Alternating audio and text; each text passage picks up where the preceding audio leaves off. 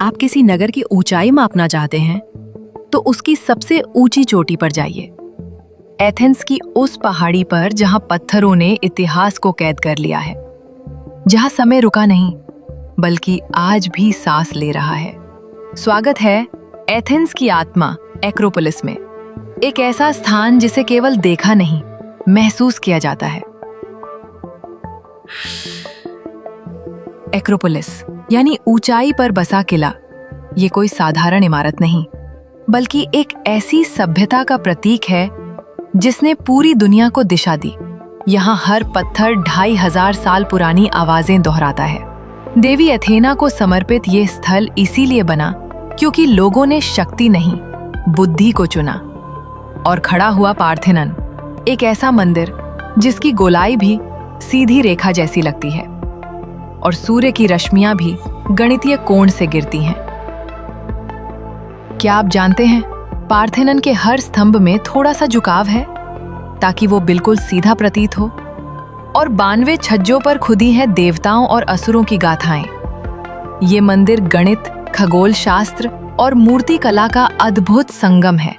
और सबसे खास बात, इसमें एक भी बूंद सीमेंट या गोंद का प्रयोग नहीं किया गया था।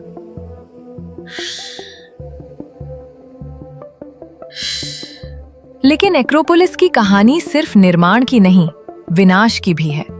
सन 1668 तुर्क और वेनिस के बीच युद्ध हुआ। मंदिर के भीतर रखा गया था बारूद और एक भीषण धमाके ने पार्थेनन का आधा भाग उड़ा दिया। फिर जो बचा उसे अंग्रेज अपने साथ ले गए। मूर्तियां, दीवारें, खंभे आज भी वे ब्रिटिश संग्रहालय में हैं। फिर भी ये पहाड़ी आज भी खड़ी है, जैसे कह रही हो, तुम मुझे मिटा सकते हो पर मेरी आत्मा को नहीं। पार्थेनन के भीतर एक समय थी। 12 मीटर ऊंची सोने और हाथी दांत से बनी देवी एथेना की मूर्ति। एक्रोपोलिस की चट्टानों में है प्राचीन जलकुंड जो वर्षा जल को इकट्ठा करने के लिए बनाए गए थे। तलहटी में स्थित डायोनिसिस नाटक गृह माना जाता है कि ये दुनिया का पहला रंगमंच था। एरेक्थेयन मंदिर में आज भी मौजूद हैं 2 चिन्ह, एक जल स्रोत और एक जैतून का वृक्ष। ये गवाही देते हैं 2 देवताओं के टकराव की। परंतु दुखद ये है कि आज वहां जाने वाले अधिकतर लोगों को इन रहस्यों का पता ही नहीं होता।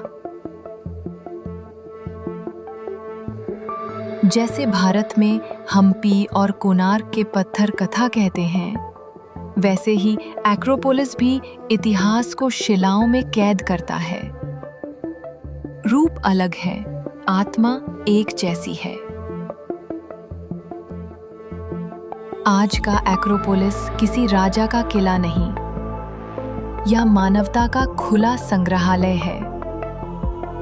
जब सूर्यास्त की सुनहरी रोशनी पार्थेनन की दीवारों पर गिरती है, तब लगता है जैसे प्राचीन एथेंस फिर से जीवित हो गया हो। और अगर आप चुप रहें तो आप वो ध्वनि सुन सकते हैं जो केवल समय के भीतर गूंजती है। बीवी का एवितीन जम्पल।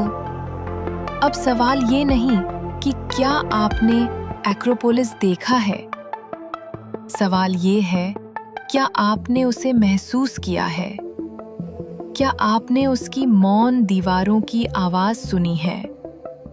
क्या आपने उस टूटी मूर्ति में आज भी जीवित दर्शन को पहचाना है?